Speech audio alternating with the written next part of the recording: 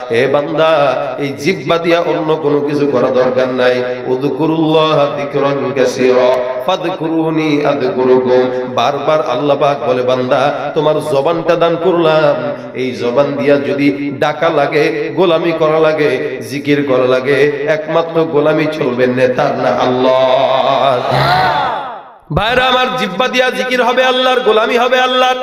খাওয়ায় আল্লাহ, পড়ায় আল্লাহ, পালেও আল্লাহ, দুনিয়ার জমিনও আল্লাহর, আসমানও আল্লাহর, নদীও আল্লাহর, সমুদ্র আল্লাহর। আল্লাহ পাক রব্বুল আলামিন বলে, বান্দা সমুদ্রটার ভিতরে যা কিছু দান করলাম তোমার কল্যাণের জন্য, দুনিয়াতে যা কিছু আছে তোমার কল্যাণের জন্য বানাইলাম, আসমানটাও তোমার কল্যাণের জন্য বানাইলাম, জমিনটাও তোমার কল্যাণের জন্য বানাইলাম, পাহাড়টাও তোমার কল্যাণের জন্য বানাইলাম, সমুদ্রটাও তোমার কল্যাণের জন্য বানাইলাম, নদী নালাটাও তোমার কল্যাণের জন্য বানাইলাম, পাহাড়টাও তোমার কল্যাণের জন্য বানাইলাম, গরু ছাগল হাঁস মুরগি তোমার কল্যাণের জন্য বানাইলাম। সবকিছু তোমার খাদেম, সবকিছু তোমার খেদমত করবে, সবকিছু তোমার গোলামি করবে। আর তুমি কার গোলামি করবা? আল্লাহ পাক বলে, বান্দা একমাত্র আমি মাওলার গোলামি করবা। আলহামদুলিল্লাহ, আলহামদুলিল্লাহ আলিয়্যিদ যাতি আযীমিস সিফাতি সামিয়্যিস সিমাতি কাবীরিশ শান جليل القدر رفيع الذكر مطاع الأمر جليل البرهان فخيم الاسم غزير العلم وسيع الحلم كثير الغفران جميل الثناء جزيل العطاء مجيب الدعاء عميم الإحسان ونشهد أن لا إله إلا الله وحده لا شريك له ونشهد أن سيدنا وسندنا وحبيبنا وحبيب ربنا وطبيبنا وطبيب قلوبنا ومولانا محمدا عبده ورسوله صلى الله تعالى عليه وعلى آله وأصحابه وبارك وسلم تسليما كثيرا كثيرا الذي أرسله الله تعالى بالحق بشيرا ونذيرا وداعيا إلى الله بإذنه وسراجا منيرا أما بعد فأعوذ بالله من الشيطان الرجيم بسم الله الرحمن الرحيم يا أيها الذين آمنوا إن جاءكم فاسق بنبأ فتبينوا أن تصيبوا قوما بجهالة فتصبحوا على ما فعلتم نادمين صدق الله مولانا العظيم وصدق رسوله النبي الكريم وقال النبي صلى الله عليه وسلم من كان يؤمن بالله واليوم الآخر فليقل آخرا أو ليصمت أو كما قال النبي عليه الصلاة والسلام وقال تعالى في شان حبيبه ومحبوبه إن الله وملائكته يصلون على النبي يا أيها الذين آمنوا صلوا عليه وسلموا تسليما زبان كل شكل درود إبراهيم بري اللهم صل على محمد وعلى آل محمد كما صليت على إبراهيم وعلى آل إبراهيم إنك حميد مجيد اللهم بارك على محمد وعلى آل محمد كما باركت على إبراهيم وعلى آل إبراهيم إنك حميد مجيد यहाँ हम सब मुसाफिर हो कब्र आखिर ठिकाना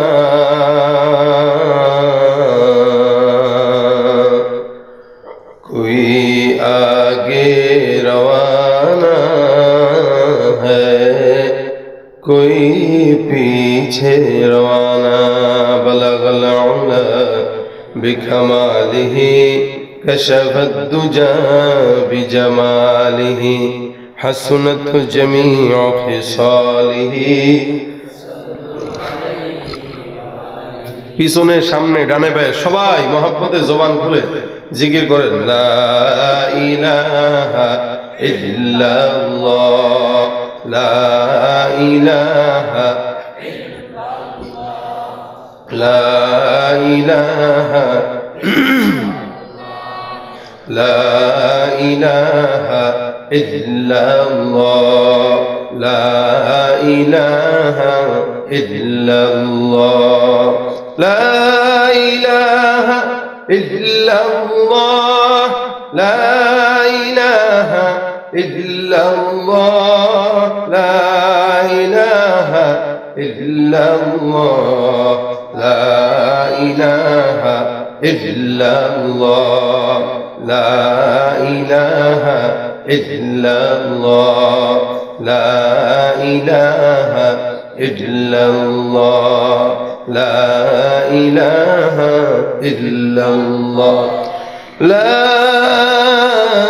إله إلا الله محمد رسول الله صلى الله عليه وسلم سبحانك لا علم لنا إلا ما علمتنا إنك أنت العليم الحكيم رب اشرح لي صدري ويسر لي أمري واحلل عقدة من لساني يفقه قولي أستغفر الله ربي من كل ذنب وأتوب إليه لا حول ولا قوة إلا بالله العلي العظيم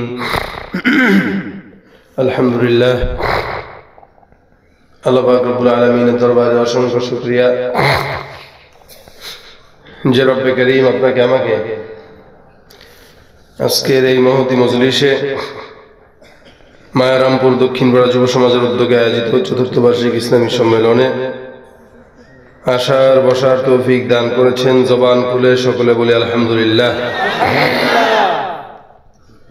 আল্লাহ পাকের মেহেরবানি বছরের প্রথম দিন আল্লাহ পাক বিভিন্ন গুনাহের মজলিস থেকে বেছে ভালোবেসে কোরআনের মজলিসে আসার বসার তৌফিক দান করেছেন। আমরা খুশি না বেজার? খুশির আওয়াজ কিন্তু অনেক জোরে হওয়া লাগে। আমাদের যতক্ষণ থাকবো ইনশাআল্লাহ আওয়াজ জোরে দিতে পারবো আমার অবস্থা, গলার অবস্থা শুনে আপনারা বুঝতে পারছেন আমার কি অবস্থা। ঠান্ডা, নাক বন্ধ, কান বন্ধ, সব বন্ধ, এরপরে গলাও বন্ধ। কারণ এভাবে আসার সময় যুবক ভাইরা খুব জোরে জোরে মিছিল দিচ্ছিল, ভাবতেছি দেন না একদিন দিয়া দেখেন কি অবস্থা হয়। একদিন মিছিল দিয়া দেখেন না এক একজনের গলার অবস্থা ফাটা বাস হয়ে গেছে। আমাদের তো প্রতিদিনই একটা করে না দুই তিনটা করে করে। এর ভিতরে জুমার নামাজ পড়াইলাম, যেখানে জুমা পড়াই সেখানে মাগরিবের পরে তাফসীর করতে হয়, তাফসীর করলাম, তারপরে এখানে আসলাম। এই যে গলা তো একটাই, গাড়ির চাকা এক্সপায়ার আছে, এটা নষ্ট হলে একটা খুলে আরেকটা লাগান যায়, গলা তো আর এক্সপায়ার নাই, একটা দিয়েই চলা লাগে।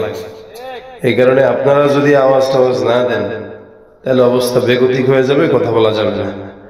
এই জন্য যতক্ষণ থাকবো অল্প কিছু আলোচনা, অল্প কিছুক্ষণ সময়, শারীরিক অবস্থা বিবেচনা করে এরপরও আপনাদের এত বড় একটা প্রোগ্রাম, কষ্ট হইলেও আমার উপস্থিতি, কারণ আমার একটু কষ্ট হইলেও ওই যে এখানে কতগুলো যুবক কষ্ট করছে, আমার একাই না কষ্ট, ওদের তো সবার কষ্ট। এই যে সবার কষ্ট মিলে একটা প্রোগ্রাম হয়, যারা করে এরা বোঝে কতটা কষ্ট। তো এদের জন্য দোয়া করবেন, আমার জন্য দোয়া করবেন, আল্লাহ পাক যেন আমাদেরকে নেক হায়াতে তাইয়্যিবা দান করে, আপনাদেরকেও যেন নেক হায়াতে তাইয়্যিবা দান করে। মুখতাসার কিছু কথা বলবো অল্প সময়। স্বাভাবিকভাবে নিজাম অনুযায়ী যতক্ষণ মাহফিল করি, যতক্ষণ আলোচনা করি ততক্ষণই করব। আল্লাহ পাক যেন ধৈর্যের সাথে সবরের নিয়তে, আমল করার নিয়তে আল্লাহ পাক করার শোনার তৌফিক দান করে, বলেন আমিন। দাঁড়িয়ে আছেন যারা, আপনার কি জায়গা পান নাই বসার? জায়গা পাইলে বসেন, কষ্ট করবেন কেন, জায়গা তো আছে। বহুত বড় প্যান্ডেল, আলহামদুলিল্লাহ অনেক বড় প্যান্ডেল। শেষ পর্যন্ত থাকবেন না? শীত লাগতেছে নাকি? গরম লাগে? গরম? শরীরের রক্ত গরম সবার। শীতের ভিতরেও গরম লাগে আপনাদের নাকি? এখন আলোচনা কি নরম হবে না গরম হবে? আপনারা গরম থাকলে হইবে, আমার আলোচনা গরম দরকার নেই নাকি? ইনশাআল্লাহ আমরা শরীরটাকে একটু গরম বানায় নেব শুরুতে। আপনারা বিয়ে কারা কারা করছেন হাত তুলেন। এই করছেন কারা কারা? করেন নাই? তা আরেকটা করবেন? খুশি, সে কিন্তু খুশি, চোখ বন্ধ করে হাসি মারছে। এইনারাও করবে আরেকটা, মানে হাত তুলে নাই। যারা বিয়ে করছেন তারা হাত তুলেন, আমিও তুলছি। এত কম মানুষ, এই মুরব্বীরা হাত তুলে না কেন? কি বিয়ে আরেকটা করবো এই বয়সে? তাকবীর দেন, নারে তাকবীর। শুধু বিবাহিতরা, কোন পোলাপানের আওয়াজ শুনতে চাই না, শুধু বিবাহিতরা, নারে তাকবীর। মাশাআল্লাহ, হাত নামান। অবিবাহিতরা হাত তুলেন।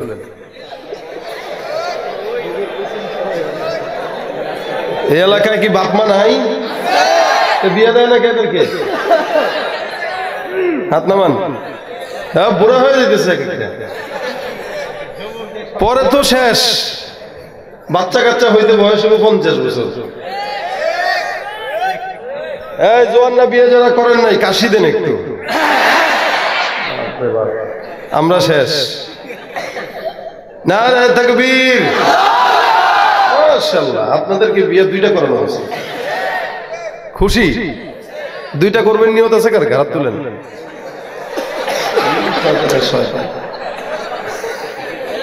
এখানে খুশি খুব, 2টা বিয়ে করবো সুন্নাত।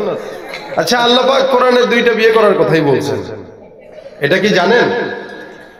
আল্লাহ পাক আয়াত নাজিল করেছেন কি, ফানকিহু মা তাবা লাকুম মিনান নিসাই মাসনা ওয়া সুলাসা ওয়া রুবা। তোমাদের যাদেরকে পছন্দ তাদেরকে বেছে বেছে 2টা বিয়ে করো, 3টা বিয়ে করো, 4টা বিয়ে করো, না পারলে একটা করো। আপনারা যে একটা করছেন এ তো কোরআন বহির্ভূত কাজ হয়েছে। এখন এই চাচা বলবে, এই কথা যদি আরো আগে জানতাম তাহলে এক বুড়ির সাথে কি এতদিন থাকিতা? আশরাফ আলী থাই খুব খুশি বিয়ের কথা কথা। দেখছেন অবস্থা কি মজা হইতেছে, এটা মজা। দিল্লি কা লাড্ডু যে খায়েগা ও পস্তায়েগা, যে না খায়েগা ও ভি পস্তায়েগা। কি ঠিক না? হাকিমুল উম্মত আশরাফ আলী থানভীর কাছে এক মুরিদ আসছে, এসে বলে, হুজুর আপনারা 2টা বিয়ে শাদী করছেন, আমগরে 2টা অনুমতি দেন না কেন? আমার তো 2টা করতে মন চায়। একটা হয় না? না, একটা কি হয়? ঠিক আছে, বাজার থেকে তরমুজ নিয়ে আসো। তরমুজ এনে আমার 2 ঘরে তরমুজগুলো দিয়ে আসো। বেচারা বাজার থেকে তরমুজ নিয়ে আসছে। আজকে আলোচনা এমনি হবে, যেহেতু গলার পরিস্থিতি খারাপ, ভাঙা ভাঙা কথা, আপনারা খালি জমাট থাকলেই হবে। তরমুজ আনছে কয়টা? 2টা। আনার পরে বলে, যাও ঘরে দিয়ে আসো। এখন উনি ঘরে নিয়ে গেছে, একটা এই ঘরে, আরেকটা ওই ঘরে। স্বাভাবিকভাবে 2টা 2 ঘরেই তো দিবে। থানভীর রহমাতুল্লাহ বলতেছেন, কই যাও? বলো, হুজুর 2 ঘরে 2টা নিতে যাই। না না, এটা এক কাজ করো, এটারে অর্ধেক করো আর ওইটাকে অর্ধেক করো। মানে 2 তরমুজকে অর্ধেক অর্ধেক করে কাটো।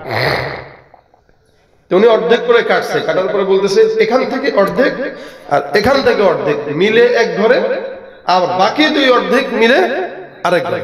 যেই লাউ সেই তো কদু, একই দামের জিনিস, একই সাইজের জিনিস, 2টা 2 ঘরে দিলেই তো হইতো। থানভী রহমাতুল্লাহ আলাইহি বলেন, যদি কোনোটা মিষ্টি বেশি হইতো তাহলে যার ঘরে গেছে এ জিততো, আর যার ঘরে মিষ্টি কম গেছে ও ঠকতো।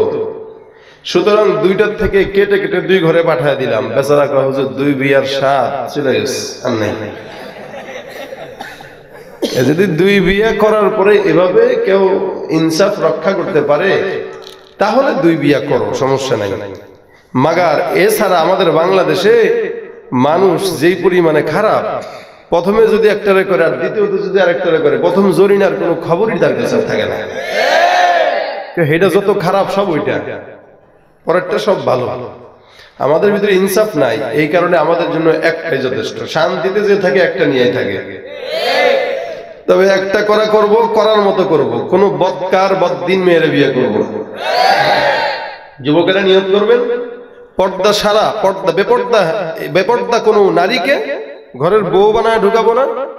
টাকা পয়সা দিয়া এরকম অকর্মার ঢেকিগুলোরে ঘরে ঢুকায় ঘরে অশান্তি করবো না। যেগুলো আটা ময়দা মাখা ছাড়া বাইরে বের হইতে পারে না, এদেরকে ঘরের বউ করে লাভ নাই। আটা ময়দা ছাড়া যার সৌন্দর্য আছে সেই মূলত সুন্দর। আর কলবের সৌন্দর্য যার, আত্মার সৌন্দর্য যার, সে সবচেয়ে বড় সুন্দর। এই সুন্দর আর কয়দিন টিকে? কালা বউটাই বেশি ভালা যদি তার ঈমান ঠিক থাকে, ঠিক না? এখন আপনারা তো ঠিকঠাক কইছেন। এই প্রত্যেকটা যুবকদের তলে খোঁজ খবর নিয়ে দেখেন, ইন্টার পাস করতে করতে মোটামুটি 10টা পারলাম শেষ। এটাও ঠিক, যে করতেছে বলতেছে ঠিক। আপনি যদি 10টারে পাল্টায় আসেন আপনার কাছে ওরকম টাইপের আসবে, যে আপনার মতো 10টারে পানি খাওয়াইছে।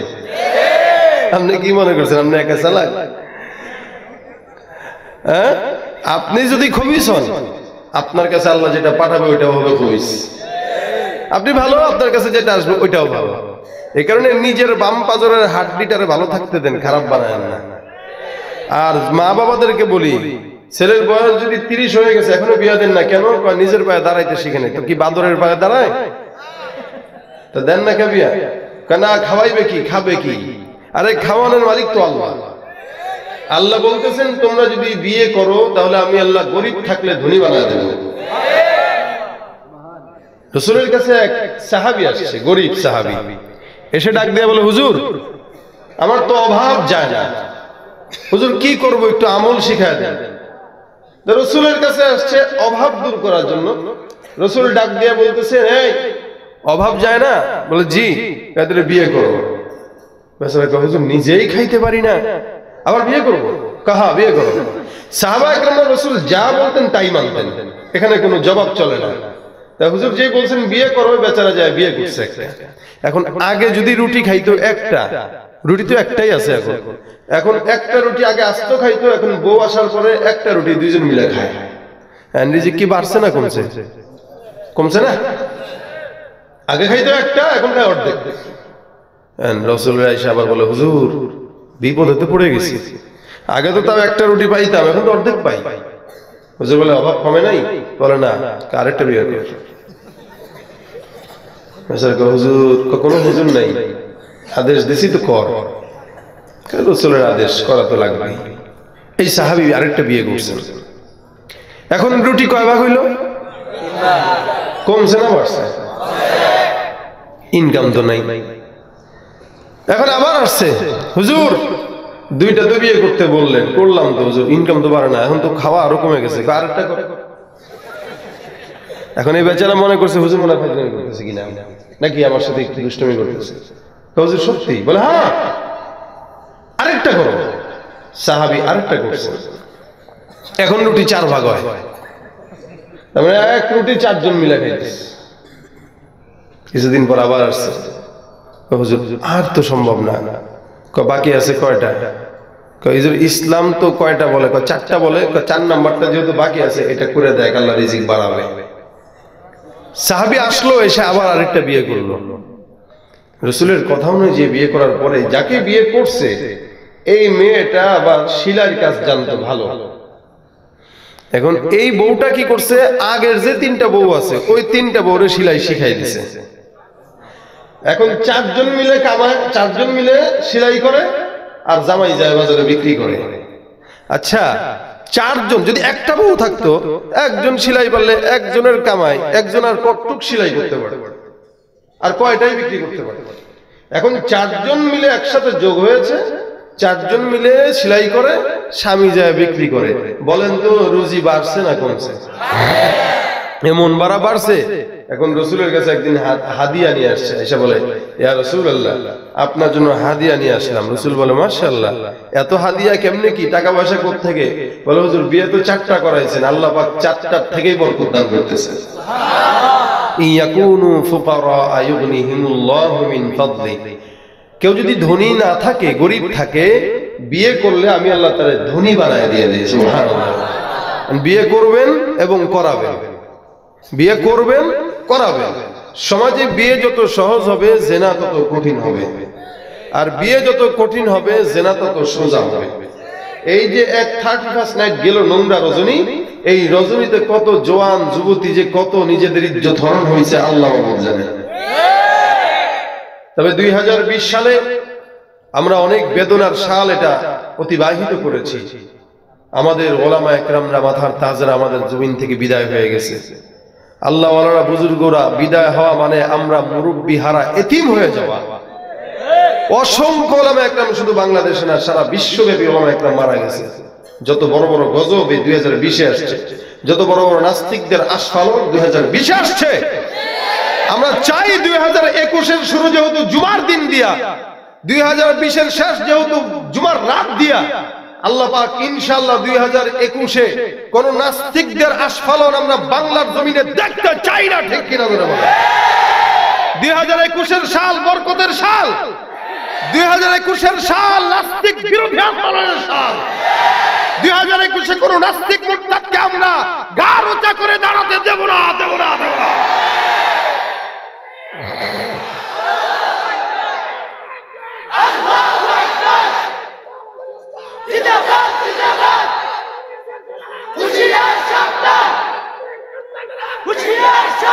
লড়াইয়ের ওই ময়দানেতে যেতে তোমাকে হবে, প্রয়োজনে সব রক্তটুকু জমিনেই ঢেলে দেবে। লড়াইয়ের ওই ময়দানেতে যেতে তোমাকে হবে, প্রয়োজনে সব রক্তটুকু জমিনেই ঢেলে দেবে। তবুও তোমায় লড়তেই হবে, মানবে না পরাজয়। বিপ্লব মানে জীবন দেয়া বসে থাকা নয়, সে কোনদিন আসবে না রে করো যদি ভয়। ঠিক কিনা? আসবে বিজয় রক্ত আর জীবনের বিনিময়, আসবে বিজয় রক্ত আর জীবনের বিনিময়। বিপ্লব মানে জীবন দেয়া বসে থাকা নয়, সে কোনদিন আসবে না রে করো যদি ভয়। বিপ্লব মানে জীবন দেয়া বসে থাকা নয়, সে কোনদিন আসবে না রে করো যদি ভয়। ঠিক কিনা? কোথা থেকে কোন ভিনদেশী শকুন আমার দেশে এসে সেবার নামে বসলো জুড়ে মীর জাফরের বেশে।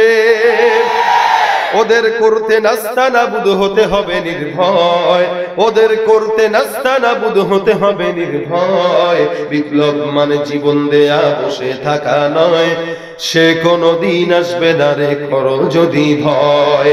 আসবে বিজয় রক্ত আর জীবনের বিনিময়, আসবে বিজয় রক্ত আর জীবনের বিনিময়। বিপ্লব মানে জীবন দেয়া বসে থাকা নয়, সে কোনদিন আসবে না রে করো যদি ভয়। ভয় পাবো কাকে? আল্লাহ পাক আমাদের ঈমানকে আরো বাড়িয়ে দেখ, বলেন আমিন। আমরা 2021 সালটাকে আজকের প্রথম দিন চলে গেল, দ্বিতীয় রজনী একটু পরে শুরু হয়ে যাবে।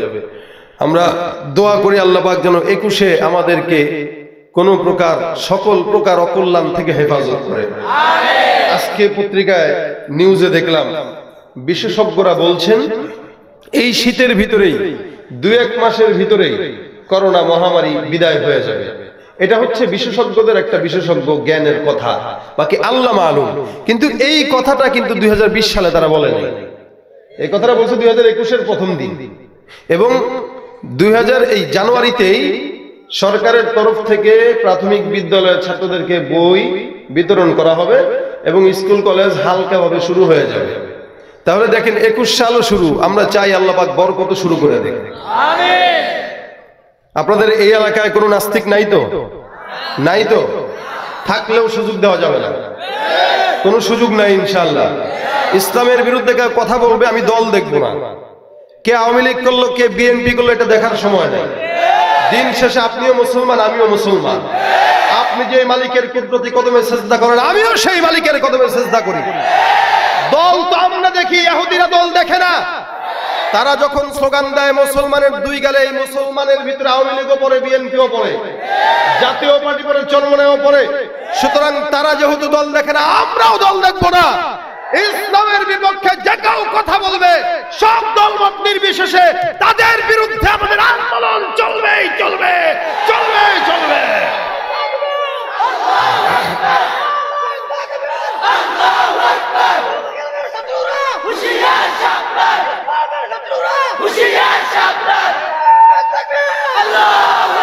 খুব সাবধান ভাই, এক প্রকার ইহুদির দালালের এজেন্ডারা, এক প্রকার নাস্তিকদের এজেন্ডারা ইসলামকে ক্ষতিগ্রস্ত করার গভীর ষড়যন্ত্র করতেছে, গভীর ভাবে ষড়যন্ত্র করতেছে, যেটা আপনার আমার মাথায় ধরবে না। তারা এভাবে আমাদেরকে, ওলামা একরামদেরকে, মুসলমানদেরকে মানুষের কাছে খারাপ বানানোর চক্রান্ত করতেছে।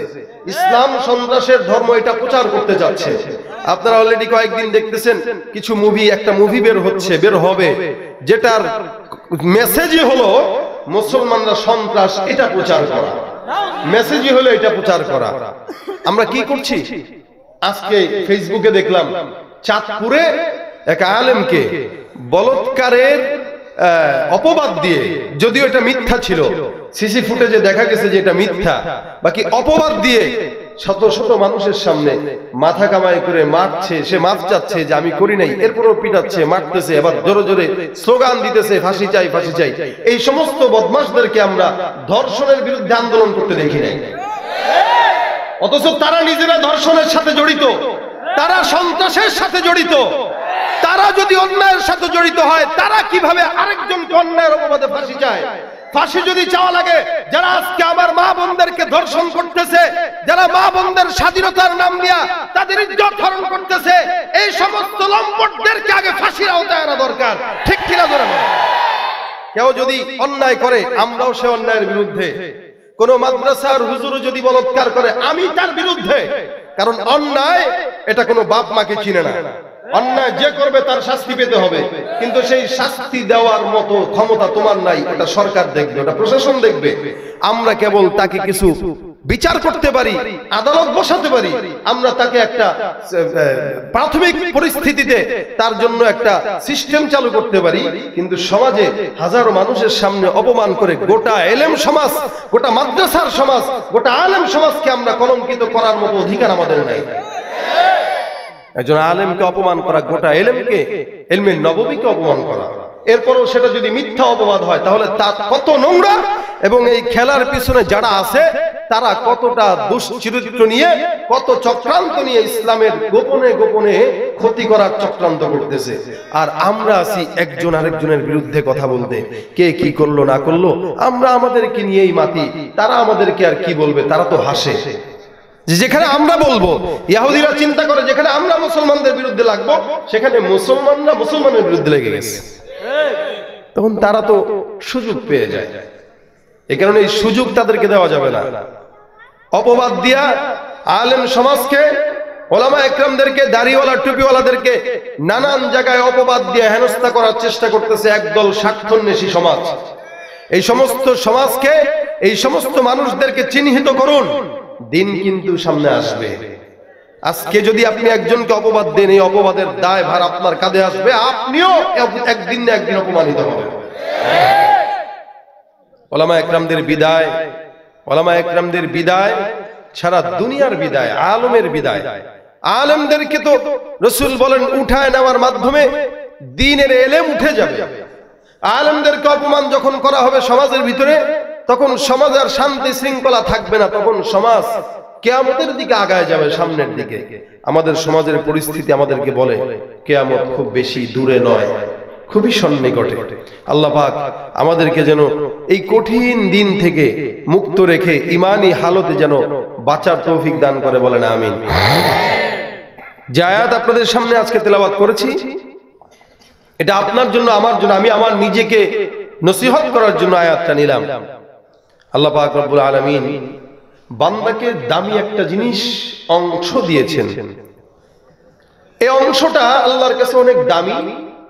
আবার এই অংশ দিয়ে যদি কেউ জান্নাতে যেতে চায় তাও পারে, কেউ জাহান্নামে যেতে চায় তাও পারে। আল্লাহ পাক রব্বুল আলামিন মানুষের অঙ্গ প্রত্যঙ্গ যা কিছু দিয়েছেন, মাথা, পাও, হাত, কান, নাক, চোখ, মুখ, সবকিছু, প্রত্যেকটা জিনিস দেখবেন ব্যথা হয়, কিন্তু আল্লাহ পাক এই অংশটাকে এমন দামি বানাইছেন, অন্য অঙ্গ প্রত্যঙ্গের মতো এই অঙ্গটা নয়। কারো যদি মাথা ব্যথা করে, ট্যাবলেট আছে না, ট্যাবলেট খান, মাথা ব্যথা ভালো। মাঝে মাঝে হাত ব্যথা, মাঝে মাঝে আঙ্গুল ব্যথা, মাঝে মাঝে গিরা ব্যথা, পাও ব্যথা হয়, মাঝে মাঝে বুকে ব্যথা করে, পেটে ব্যথা করে, মাঝে মাঝে পিঠের ব্যথা হয়, মাঝে মাঝে কানের ভিতরে ব্যথা করে, মানুষের মাঝে মাঝে গলার ভিতরে ব্যথা করে। প্রত্যেকটা অঙ্গ, মাথা, হাত, কান, নাক, চোখ, সব কিছু ব্যথা হয়। একটা জিনিস ব্যথা হয় না, ওই জিনিসটা হলো জিহ্বা।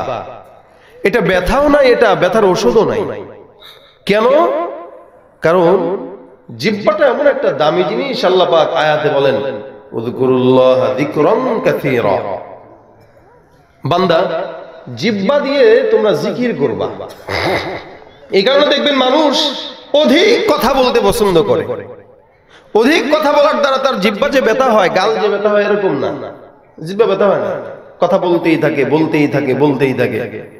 কারণ হাতের ব্যথা, পায়ের ব্যথা, গিরা ব্যথা, সব ব্যথা থাকলে আল্লাহ পাক বলে জিহ্বা ব্যথা আমি আল্লাহ দেই নাই। কারণ হলো এই জিহ্বা দিয়া তোমাকে শুধুমাত্র আমি আল্লাহ কথা বলার জন্য দেই নাই, জিহ্বাটা দিয়া তুমি 24 ঘন্টা আল্লাহর জিকির আদায় করবা।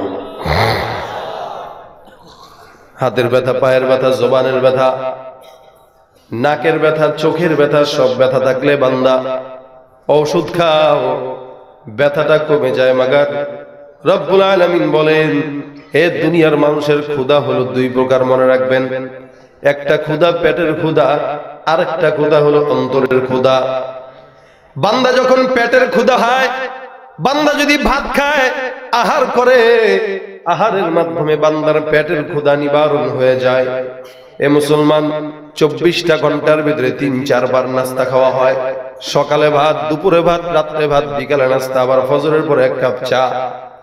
24টা ঘন্টা আপনার শরীরকে শক্তিশালী করার জন্য আপনি নিজের পেটের ভিতরে আহার ঢুকান, খাবার ঢুকান।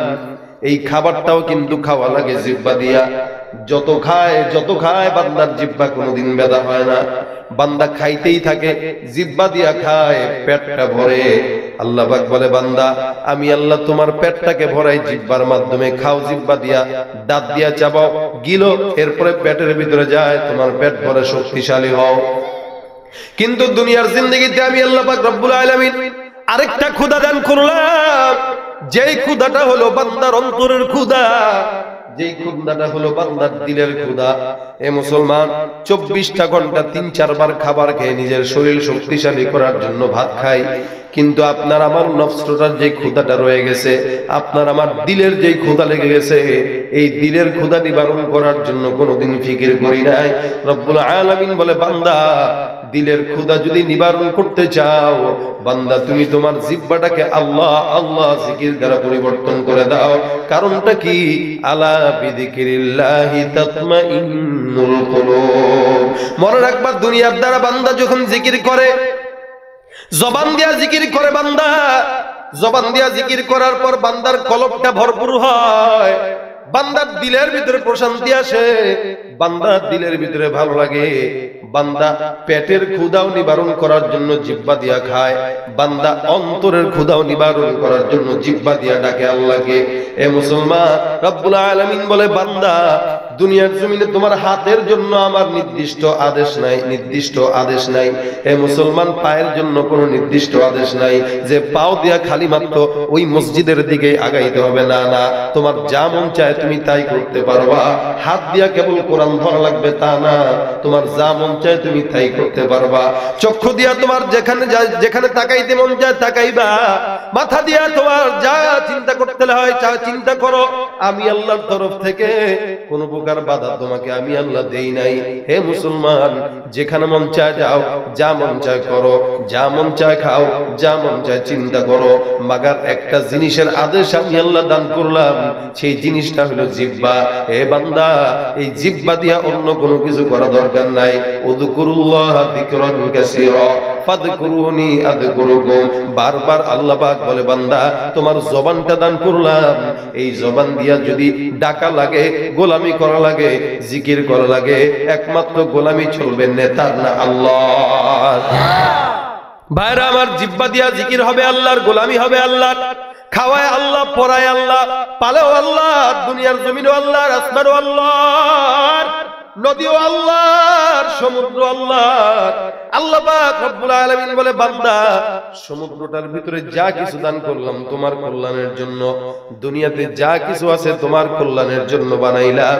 আসমানটাও তোমার কল্যাণের জন্য বানাইলাম, জমিনটাও তোমার কল্যাণের জন্য বানাইলাম, পাহাড়টাও তোমার কল্যাণের জন্য বানাইলাম, সমুদ্রটাও তোমার কল্যাণের জন্য বানাইলাম, নদী নালাটাও তোমার কল্যাণের জন্য বানাইলাম, পাহাড়টাও তোমার কল্যাণের জন্য বানাইলাম, গরু ছাগল হাঁস মুরগি তোমার কল্যাণের জন্য বানাইলাম।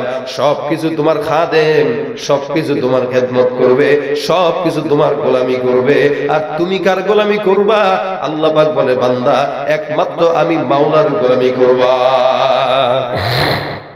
বান্দাকে গোলামি করার জন্য পাঠাইছেন আল্লাহ।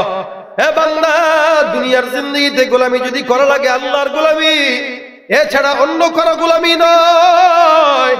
দুনিয়ার জিন্দেগিতে আমরা সবাই গোলাম, আমরা সবাই ফকির।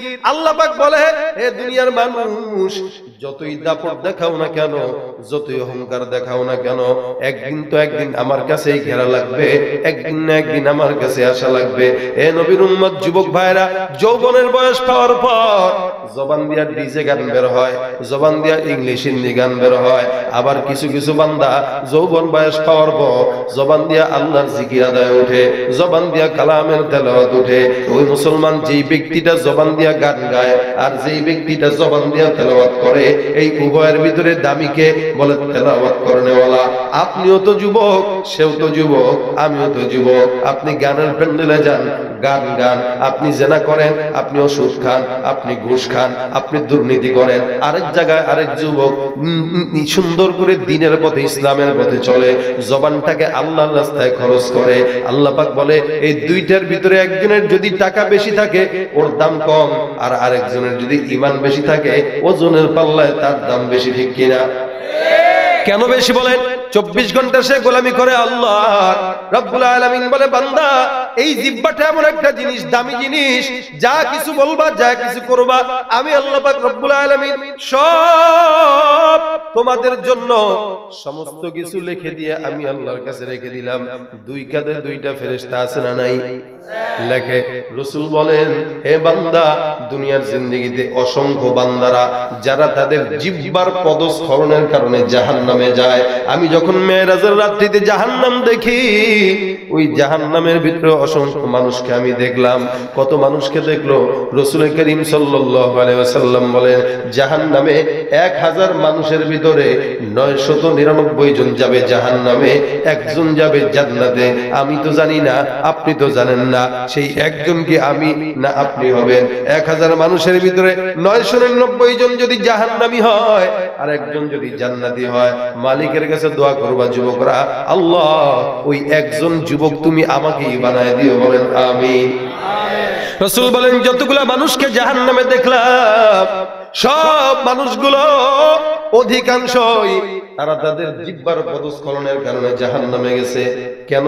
বলে জিহ্বার দোষটা কি? অনেক দোষ, অনেক দোষ, অনেক দোষ। জিহ্বা যদি চায় 24 ঘন্টা মালিকের জিকির আদায় করতে পারে, জিহ্বা যদি চায় আল্লাহর কালামের তেলাওয়াত করতে পারে, আবার জিহ্বা যদি চায় অন্যায় ভাবে আরেকজনকে অপবাদ দেয়, গীবত গায়, এলাকায় এলাকায় মানুষের দোষ গেয়ে বেড়ায়, আছে না নাই? কিছু মানুষ আছে নিজের খাবে, নিজের পড়বে, 10 মাইল দূরে যায় নিজের টাকা দিয়ে ভাড়া দিয়ে আপনার দোষ বলে আসবে, নাই? এটা গ্রাম দেশে বেশি। সে 10 মাস হাইটা, ও 10 মাইল হাইটা ও ওদিকে যাবে, অথবা ভ্যানে করে যাবে, টাকা দিয়ে গেল নিজের, খাইলো নিজের, আবার আসলো নিজের টাকা। কেন গেছে?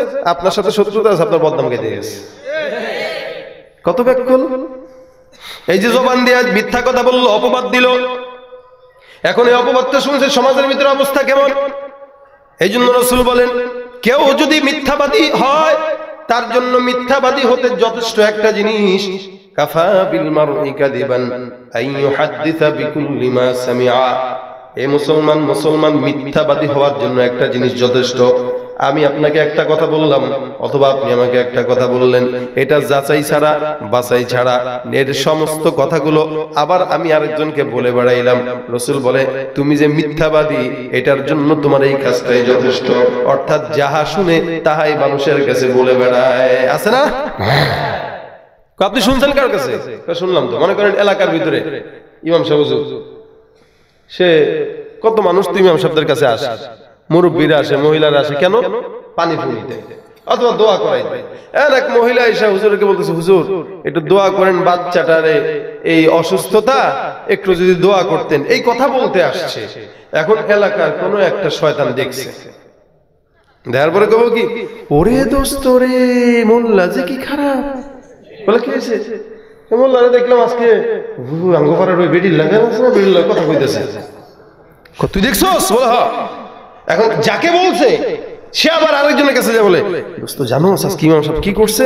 বলে কি করছে? দেখছি, এই শুনলাম ওই কোন চিপার ভিতরে বলে কোন মহিলারে নিয়ে ওখানে গল্প টল্প করতেছে। কথা পাল্টা গেল না? আবার ও যাকে বলছে সে আবার আরেকজনকে বলতেছে, এই হুজুরে শুনলাম, হুজুর বলে কোন চিপা কোন মহিলার লাগে কি করছে। বলে কি করছে? তা তো জানি না, কাঁদতে শুনছো, মুখ করতে শুনছো। ও এখন এ যাকে বলছে সে আবার আরেকজনকে বলে, হুজুর তো শুনলাম পরকিয়া করে, কার লগে? কমুক বাড়ির অঙ্কটা লাগে।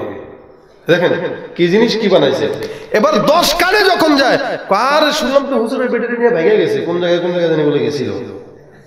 কথাটা কিন্তু এরকম নেই ছড়ায়। এই জন্য রাসূল বলেন, তোমরা যখন কারো কথা শুনো, ওটাকে আগে যাচাই করো, বাছাই করো, আগে বিবেচনা করো কথাটা কে বলছে, কতটুকু সত্য।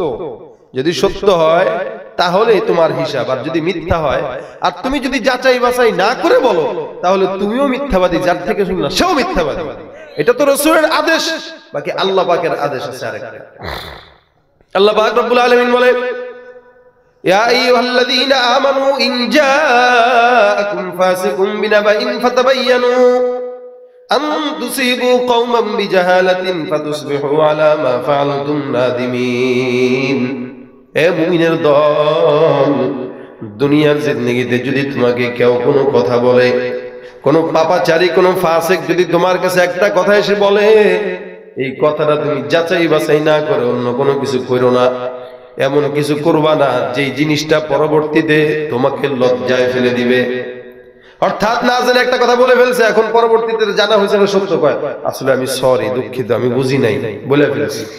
এই যে লজ্জিত হওয়া লাগে, এই লজ্জিত হওয়ার আগে তুমি তোমার কথাকে আগে চিন্তা করে দেখো, কথাটা সত্য না মিথ্যা। সমাজের যুবকদের অবস্থা কেন বলবো, মুরব্বী যুবক সবার একই অবস্থা। গীবত যেমনে পারে এমনে করে, সত্য হইলেও করে, মিথ্যা হইলেও করে, করা লাগবে এটাই, আর কিছু তো নাই। ফেসবুক তো একটা আছে, এখন তো মুখে বলা লাগে না, কিছু থেকে কিছু হইলে ফেসবুকে আছে না নাই? কিছু থেকে কিছু হইছে ফেসবুকে, তুই আমাদের চিনস, উল্টা পাল্টা করবি, সব তোর ব্যাপারে একদম ফেসবুকে লেখা দিব। এ মনে করছে ফেসবুকে লেখলে এটা মনে হয় ইবাদত হবে।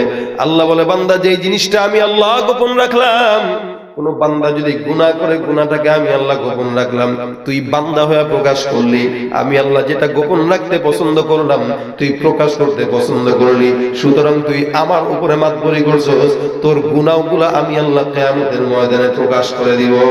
নাউজুবিল্লাহ। এইজন্য মানুষের দোষ ফেসবুকে বেশি বেশি লিখবেন, কথা বলে না কেন? কিছু থেকে কিছু হয়েছে ফেসবুকে দিমু ঠেলা, একদম লুঙ্গি খুলে ছাড়বো। লুঙ্গি খুলবি কি আর বেটা, তোরও তো লুঙ্গি একটা আছে, আরো 10 জন যদি মিলে টানাটানি করে থাকবে এটা? মানুষ সবাই গুনাহগার, আমি নিজেও বক্তাগিরি করতেছি, আমারও গুনাহ আছে। যত পীর বলেন পীরেরও গুনাহ আছে, কারণ আমরা বান্দাদের কাজই হইল গুনাহ করা, করবই তো। রাসূলের কাছে সাহাবীরা এসে ডাক দিয়ে বলে, মহিলা সাহাবী এসে বলে, ইয়া রাসূলুল্লাহ জিনা হয়ে গেল। রাসূল বলেন, যাও মাফ চাও না, আমার কাছে বলা দরকার নাই। আর আমরা যদি কাউকে কিছু বলি, দোস্ত আমি তো এই কি কি করছিস বল, শুরুতে না বললে বুঝবো না, শুরু থেকে বল। শুরু থেকে বলতে বলে, মানে কি হয়েছে কেমনে কেমনে, মেয়েটার সাথে এই করছি, আরে বেটা খুলে বলবে না, বললে কেমনে বিচার করে, মানে হ্যাঁ শুনে মজা নিতেছে। অথচ রাসূলের গুণ হইল, রাসূল বলেন, যা হয়ে গেছে হোক, আল্লাহর কাছে মাফ চাও, কারণ তোমার গুনার চাইতে মালিকের দয়া অনেক বেশি। তুমি মিটাও সকল চাওয়া, দুদিন আগে পরে তোমার কাছেই সকল পাওয়া, সবই তোমার তরে, তোমার পথে চললে সবাই আসবে যে সুদিন, তোমার দয়ায় পূর্ণ আমার সারা নিশিদিন। আল্লাহ তুমি দয়ার সাগর, আল্লাহ তুমি দয়ার সাগর, রহমানুর রহিম, তোমার দয়ায় পূর্ণ আমার সারা নিশিদিন। কার দয়া? আপনার গুনার চাইতে আল্লাহর দয়া বড় বেশি না কম? কত বেশি বলো? অনেক বেশি। এই কতটুকু মাফ করার জন্য মহব্বত আল্লাহর দিলে, রব্বুল আলামিনের মহব্বতটা যখন বানান, মহব্বত নামক বস্তুটা 100 ভাগে ভাগ করার পর আল্লাহ পাক বলেন, এক ভাগটাকে আমি আল্লাহ সমস্ত দুনিয়ার ভিতরে ছড়ায় দিয়ে দিলাম। মহব্বত নামক বস্তুটাকে 100 ভাগে ভাগ করার পর এক ভাগটাকে সমস্ত দুনিয়া ছড়ায় দেয়, গরুর ভিতরেও, মানুষের ভিতরেও, ফেরেশতার ভিতরেও, জিন জাতির ভিতরেও, সমস্ত দুনিয়ার জমিনে এক ভাগ মহব্বত ছড়ায় দেয়। বাকি থাকলো কয় ভাগ? বলে 99 ভাগ। রব্বুল আলামিন বলে, বান্দা এই বাকি 99 ভাগ আমি আল্লাহ কেবলমাত্র তোমাকে ক্ষমা করার জন্য আমার দিলে রেখে দিলাম। এতটুকু মহব্বত রব্বুল আলামিনের দিলে বান্দার জন্য। হে মুসলমান, আল্লাহ পাক রব্বুল আলামিন এই কারণে বলে, বান্দা দুনিয়ার জিন্দেগিতে কারো দোষ যখন কোনো কেউ তোমার কাছে বর্ণনা করে, তুমি এটাকে যাচাই করো। রাসূল বলেন, খবরদার এমনি এমনি কারো দোষ ফেসবুকে বলো না, এমনি এমনি কারো দোষ ইউটিউবে ছাইরো না, এমনি এমনি কারো অপমান অন্য জায়গায় করো না, কারণ মান সাতারাহুল্লাহু মুসলিমা সাতারাহুল্লাহু ইয়াউমাল কিয়ামা। কোন বান্দা যদি দুনিয়ার জিন্দেগিতে অপর বান্দার দোষটা গোপন রেখে দেয়, মালিক রব্বুল আলামিন ওই বান্দার দোষটা কিয়ামতের ময়দানে গোপন রেখে দিবে। ভাইরা আমার, এই কারণে দোষ যা কিছু আছে সবকিছু গোপন রেখে আল্লাহর কাছে ক্ষমা চাও। একজন একটা কথা বললো, শুনে আরেকজনকে বলে দিলাম, না না, এটা রাসূলের উম্মতের দাবিদার না। রাসূল বলেন, হে বান্দা, দুনিয়ার জিন্দেগিতে 2টা জিনিসের গ্যারান্টি যদি তুমি রাসূলকে দিতে পারো, আমি রাসূল গ্যারান্টি দিলাম তোমাকে জান্নাতে, আমি রাসূলের গ্যারান্টি দিয়ে দিলাম। 2 জিনিসের গ্যারান্টি যদি কোনো বান্দা রাসূলকে দেয়, রাসূল বলে ওই বান্দার জান্নাতের গ্যারান্টি আমি দিলাম। 2 জিনিস কি? একটা হলো রাসূল বলেন, মা বাইনা লিহিয়াই, তোমার 2 চোয়ালের মাঝখানে যেটা আছে, এই 2 চোয়ালের মাঝখানে আছে কি? বলে জিহ্বা। অর্থাৎ জিহ্বা দিয়া গুনাহ হয়, জিহ্বা দিয়া কথা হয়, গীবত হয়, পরনিন্দা হয়, শিকায়াত হয়। সুতরাং তুমি জিহ্বার গ্যারান্টি দাও। জিহ্বার গ্যারান্টি যদি কোনো বান্দা দেয়, 1 নম্বরে কিসের গ্যারান্টি? বলে জিহ্বার গ্যারান্টি। 2 নম্বরে রাসূল বলেন, ওমা বাইনা রিজলাই, আল্লাহর হাবিব বলেন 2 রানের মাঝখানে যে জিনিসটা আছে, লজ্জা স্থান, পুরুষ হোক নারী হোক, এই দুই জিনিসের গ্যারান্টি যদি কোনো বান্দা দেয়, আমি রাসূল তার জন্য জান্নাতের গ্যারান্টি দিয়ে দিলাম। ভাইরা আমার, এটা রাসূলের হাদিস, সত্য না মিথ্যা বলেন তো? আল্লাহর হাবিব সাল্লাল্লাহু আলাইহি সাল্লাম বলেন, মান কানা ইউমিনু বিল্লাহি ওয়াল ইয়াউমিল আখিরি ফালইয়াকুল খায়রা। কোন বান্দা যদি আল্লাহ এবং দিন আখিরাতের উপর বিশ্বাস করে, রব্বুল আলামিনের হাবিবে কিবরিয়া মুহাম্মদুর রাসূলুল্লাহ সাল্লাল্লাহু আলাইহি ওয়াসাল্লাম বলেন, ওই বান্দা যেন উত্তম কথা বলে, আও ফালিয়াসমুত, অথবা চুপ থাকে।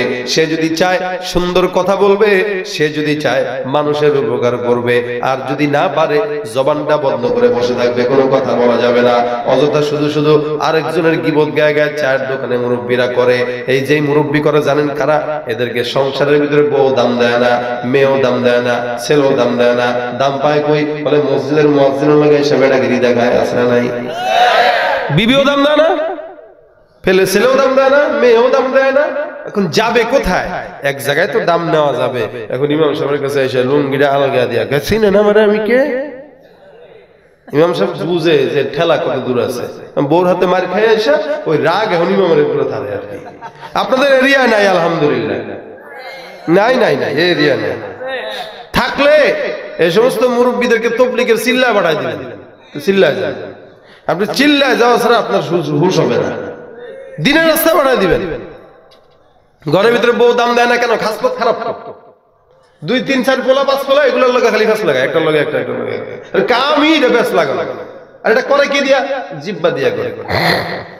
এই কারণে রাসূল বলেন, জিহ্বাটা এমন একটা জিনিস, যদি ভালো কথা বলতে পারো, ফালিয়াকুল খায়রা আও লিয়াসমুত, অথবা চুপ থাকবা। কারণ মান সামাতা নাজাত, যে চুপ থাকে সে নাজাত পায়, যে কথা বলে সে ব্যাকল হয়। এজন্য দেখবেন মূর্খরা বেশি কথা বলে, ঠিক না? মূর্খরা কথা বলতে পছন্দ করে বেশি, জ্ঞানীরা চুপচাপ থাকবে। আপনি যত বেশি কথা বলবেন তত বিপদে পড়বেন। পুলিশ ধরছে, এখন যদি বেশি কথা বলতে যান, পুলিশ বলবে ঝামেলা করিস না, চুপচাপ থাক। আর যদি বেশি কথা না বলে চুপচাপ থাকেন, তখন পুলিশ চিন্তা করবে না লোকটা ভদ্রটদ্র আছে, কথাবার্তা কয় না, কম কম কয়, ভালো। যে কোনো মানুষ কথা যত বেশি বলবে তত ঝামেলা। এই কারণে আল্লাহ পাক বলেন, জিহ্বাকে সংযত করো। জিহ্বা, আবু বকর রাদিয়াল্লাহু তাআলা আনহু একবার জিহ্বা এরকম টান দিছে, সাহাবা একদম দেখতেছে, জিহ্বা টান দিয়া ধরছে, টান দিয়া ধরে এদিকে একবার টানে, এদিকে একবার টানে। সাহাবারা দেখে বলে, আমিরুল মুমিনিন আপনি করেন কি? কারণ আছে, ইন্না হাদা আওয়ারিদুল মাওয়ারিদ। আবু বকর রাদিয়াল্লাহু তাআলা আনহু বলেন, এটা এমন একটা জিনিস খারাপ, এই জিহ্বাটা মারাত্মক খারাপ, এটা আমারে খালি বিপদে ফেলায় দেয়। কি কর, যখন মন চায় উল্টা পাল্টা কথা বলতে চায়, এজন্য এটার একটু টান দিয়া সাইজ করতেছি। সুবহানাল্লাহ। কেউ কেউ বলেন আবু বকর রাদিয়াল্লাহু তাআলা আনহু জিহ্বার ভিতরে পাথর দিয়া রাখতেন, পাথর, কথা জানো তুই চুপ থাকবি, ভিতরে কোনো কথা বলবি না। নিজের জিহ্বাকে নিজে কষ্ট দিত।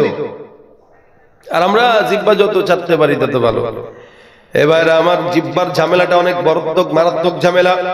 রাসূল করিম সাল্লাল্লাহু আলাইহি ওয়াসাল্লাম বলেন, দুনিয়ার জিন্দেগিতে নারীরা বেশি জাহান্নামে যায় 2 কারণে যায়। একটা কারণ, অধিকাংশ নারীরাই কথায় কথায় বদদোয়া দেয়। নাই, ছেলেরে বদদোয়া দেয়, স্বামীরে বদদোয়া দেয়, বিবিরে বদদোয়া দেয়, ছেলের বউরে বদদোয়া দেয়, কথায় কথায় তো ধ্বংস, আমি বদদোয়া দিছি যা, এমন বদদোয়ার ঠিকাদারি নিয়ে নিছে। 1 নম্বরে নারীরা অধিক কথায় কথায় বদদোয়া দেয়, রাসূল বলেন। 2 নম্বরে স্বামীর অবাধ্যতা, স্বামীর অকৃতজ্ঞতা। কেমন অকৃতজ্ঞতা জানেন?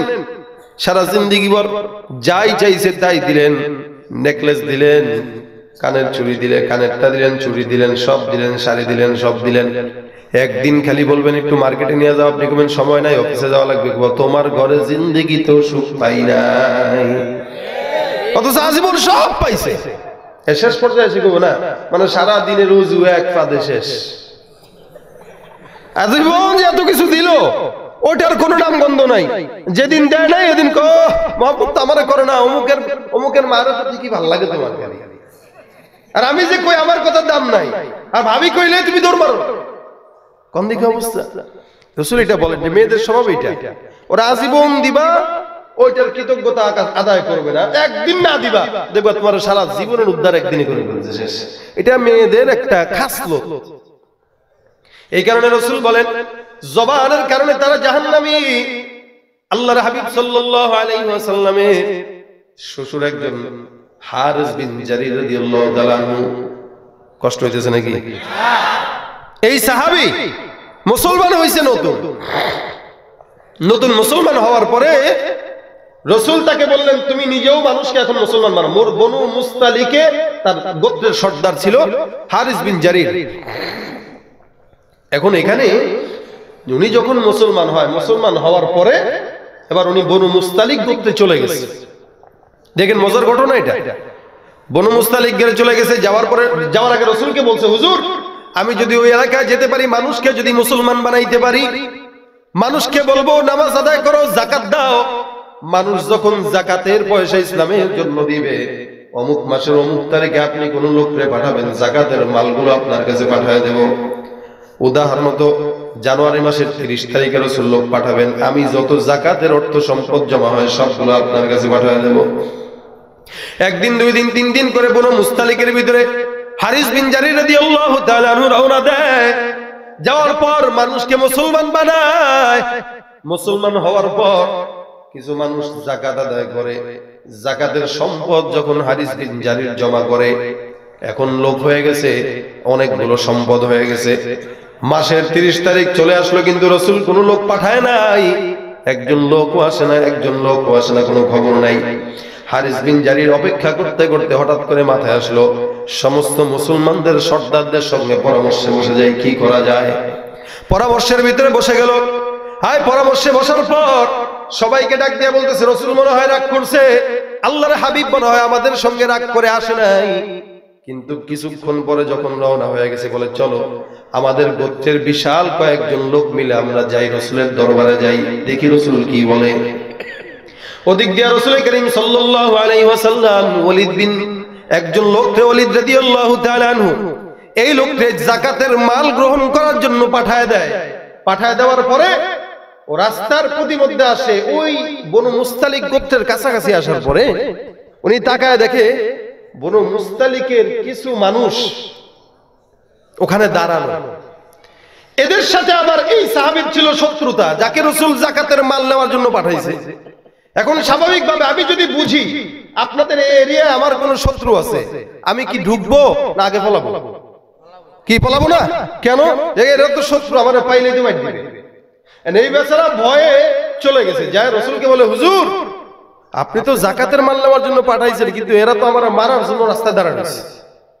আসলে কিন্তু সেটা নিশ্চিত না, সে মনে করছে যে শত্রু তো মারতে পারে, এই কারণে দাঁড়াইছে। এটা যায় রাসূলকে বলছে। এখন রাসূলের মেজাজ গেছে খারাপ হয়, কি বলে এটা?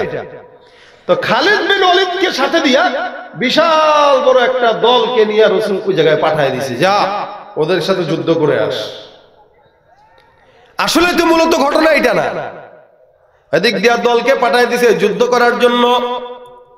এদিক দিয়ে আবার হারিস বিন জারির বলে, 2-4 দিন পার হয়ে গেল রাসূল আসে নাই, সুতরাং কি করা যায়? আমরা একটা দল নিয়ে চলো যাই, রাসূলের দল যায়, আমরা সেখানেও রওনা হয়ে যাই। তারাও রওনা হয়ে গেছে, এদিক দিয়ে রাসূলের সৈন্যবাহিনীরাও রওনা হয়ে গেছে। 2 দল সামনে আসতেছে, এক দল যাইতেছে রাসূলের কাছে যাকাতের মাল দেওয়ার জন্য, আর রাসূলের দল আসতেছে তাদেরকে মারার জন্য। প্রতিমধ্যে হঠাৎ করে 2 দল সম্মুখে বাধা। রাসূলের সাহাবা একরামরা খালিদ বিন ওয়ালিদ রাদিয়াল্লাহু তাআলা আনহু তরবারি দিয়ে বলে, এই দাঁড়াও, কোথায় যাও? বলে রাসূলের কাছে যাই। দাঁড়াও, তোমাদের সাথে বোঝাপড়া আছে। ভাই আপনারা তরবারি উঠাইতেছেন কেন আমার দিকে? আমরা তো সাহাবী। কিসের সাহাবী? হ্যাঁ আমরা তো সাহাবী। বলে সাহাবী হইলে আমাদের সাহাবীর উপরে তুমি হাত তুললা কেন? মানে কোন সাহাবীর গায়ে হাত তুলছি? রাসূল যে যাকাত নেওয়ার জন্য একজনকে পাঠাইলো, তোমরা তাকে মারতে গেলা কেন? ইন্না লিল্লাহ, কি বলে এটা? আমরা তো মারতে যাই নাই। বলে না, তোমরা মারতে গেছো। বলে কেমনে? আমাদের একজন লোক তোমাদের এখানে আসছে, আসার পরে তাকায় দেখে তোমরা সবাই বাইরে দাঁড়ায় আছো তরবারি নিয়ে, তোমরা কি তাকে মারতে গেছো? না, ইন্না লিল্লাহ, আমরা তো মারতে যাই নাই। আমরা চাইছিলাম রাসূল যাকে পাঠাবে অথবা রাসূল নিজে আসবে, আমরা একটু আগায় যা রাসূলকে স্বাগতম জানাবো, এই কারণে আমরা সেখানে দাঁড়াইছিলাম। ইন্না লিল্লাহ বলে কি? তার মানে এই লোকটা না বুঝে আন্দাজে রাসূলের কাছে যায় কথা একটা বলছে, ওই কথার কারণে লাগছে পেশ। রাসূলের সাহাবা একরামদের ভিতরে ভুল বুঝাবুঝি, এখন এই দল পাঠায় মারতে, এই দল পাঠায় মারতে, দুই দলের ভিতরে ঝগড়া লাগা অবস্থা। বলে রাসূল বলে এটা কেন লাগছে জানো? তোমাদের উল্টা পাল্টা ধারণা, কথা বলার কারণে, ভুল বুঝাবুঝির কারণে। আল্লাহ পাক আয়াত নাযিল করে দিলেন, ইয়া আইয়ুহাল্লাযীনা আমানু ইন জাআকুম ফাসিকুম বিনাবাইন ফাতাবায়ানু আন তুসিবু কওমান বিজাহালা ফাতুসবিহু আলা মা ফাআলতুম নাদিমিন। খবরদার, এই কারণে তোমাদের ভিতরে কেউ যদি কোনো খবর কাউকে দেয়, এটাকে তোমরা আন্দাজেই ঘুরে নিও না, এটাকে একটু ভাবো।